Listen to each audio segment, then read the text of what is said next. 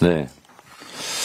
전국에서 우리 풀뿌리 지방자치, 풀뿌리 민주주의를 위해서 고생하고 있는 여러분들 반갑습니다.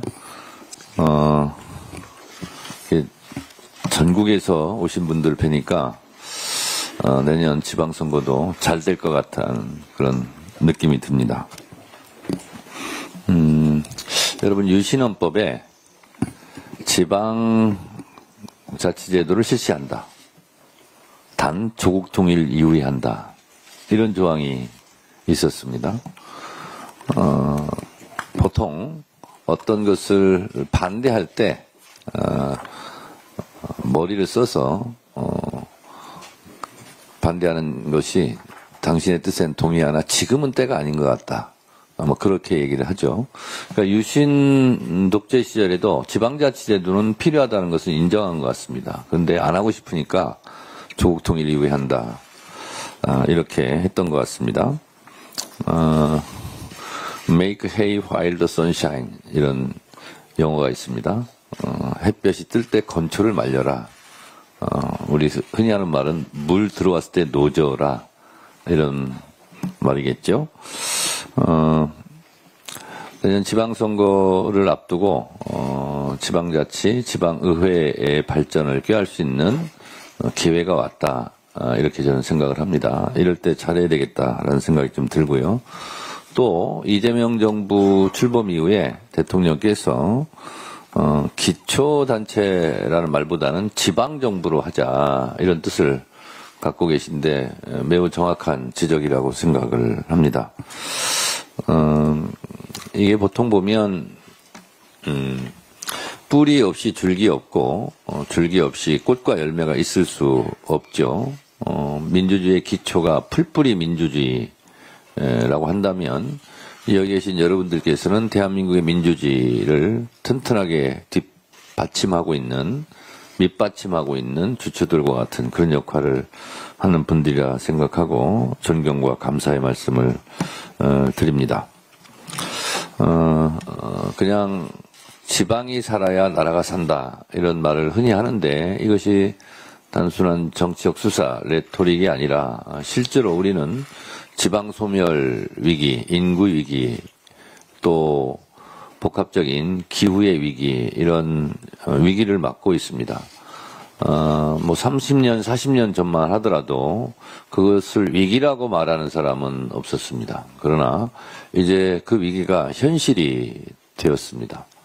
얼마 전 우리 정부에서는 NDC 국가 온실가스 감축 목표를 53에서 61로 이렇게 정한 바가 있습니다. 기후 위기가 오다 보니까 폭설, 폭우 얼마나 이 재난 상황이 많이 발생합니까?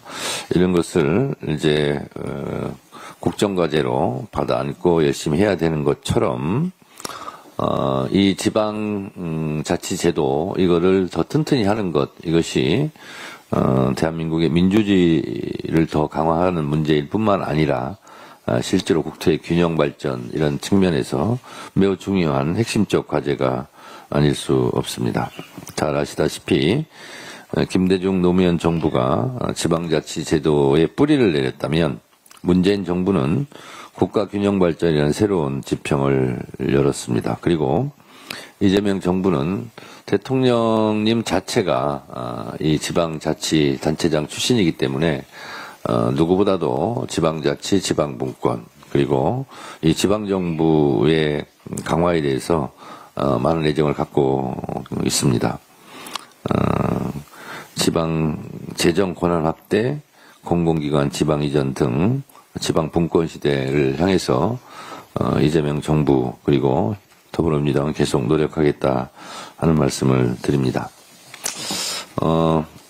제가 19대 국회 행안위 간사를 하면서 제가 지방자치 3법을 대표 발의한 적이 있었습니다. 그것이 뭐냐면 광역의원 정책보좌관제 지금은 이제 2인당 1명인데 이것도 이상한 겁니다. 1인당 1명씩 해야죠. 그거를 제가 발의했었고 또 지방의회 인사독립 부분도 제가 발의를 했던 것으로 기억하고 있고요. 또 하나는 지방 기초단체 같은 경우 실국을 신설하거나 폐지할 때 조례로 그냥 가능한 걸로 했으면 좋겠다. 행안부가 이것을 옥죄고 있기 때문에 그래서 그 법을 낸 적이 있고 추진한 적이 있었습니다. 그래서 절반쯤 간 것도 있고 아직 더 가야 되는 부분도 있고 그렇습니다. 저는 개인적으로 그분에 대한 애착이 상당히 많다는 말씀 드리고 그런데 지방의회에 대한 독립적인 법안이 없어서 그것을 제정을 하자 이런 움직임이 있고 저도 적극 동의합니다. 그래서 지방의회가 독립적이고 자율적으로 풀뿌리 민주주의를 구현할 수 있도록 그렇게 논의하는 자리가 오늘 이른 것으로 알고 있습니다. 이재명 정부가 성공하려면 여러 분야, 그 분들이 고생을 하시고 노력하셔야 되겠지만 지방의회에 계신 분들이 좀 더 노력을 하시는 것이 이재명 정부 성공을 위한 밑바탕이 되지 않을까 그런 생각이 듭니다.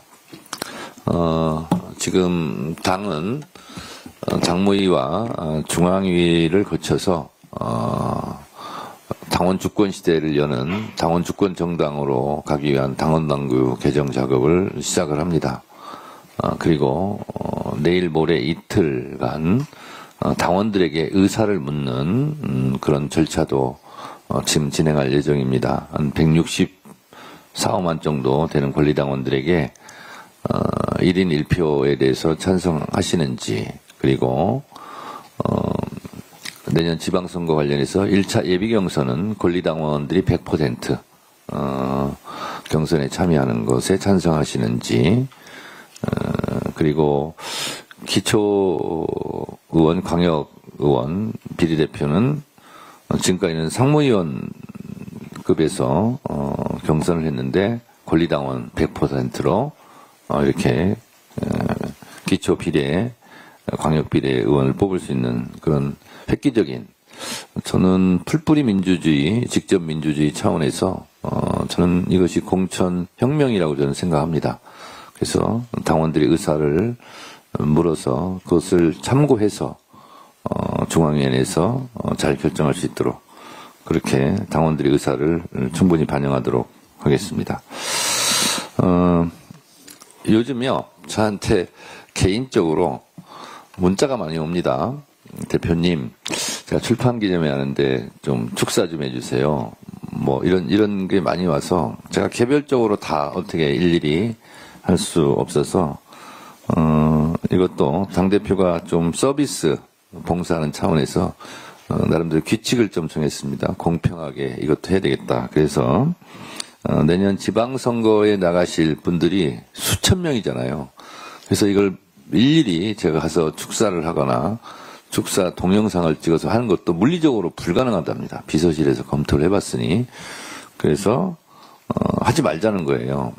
안 된다. 그래도 당대표로서 우리 당의 승리를 위해서 뛰는 후보들에게 당대표가 뭔가는 그래도 기여, 봉사, 서비스를 해야 되지 않겠느냐. 그래서 오기 직전에 제가 그냥 이렇게 하자고 그렇게 했습니다. 그래서 비서실에서는 또 일이 많아지셔서 힘들 수 있는데 이렇게 하겠습니다. 너무 많이 오기 때문에요. 내년 지방선거를 앞두고 출마하시는 후보자의 개소식이나 출판기념회는 웹자보 형태의 축전은 제가 다 보내드리도록 그렇게 하겠습니다. 원래 이게 굉장히 힘든 일이 납니다. 비서실에서. 근데 제가 그냥 하자고 그랬어요. 그래서 저한테 개별적으로 문자를 보내지 마시고 비서실로 제가 개소식을 합니다. 출판기념식을 합니다. 그러면 제가 웹자보 형태의 축전을 보내드리겠다.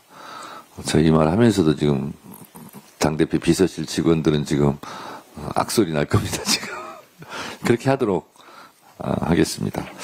그래서 내년 지방선거 승리가 이재명 정부의 성공을 위한 첫 단추다 이렇게 생각하고 우리 첫 단추를 잘 깨야 되지 않겠습니까?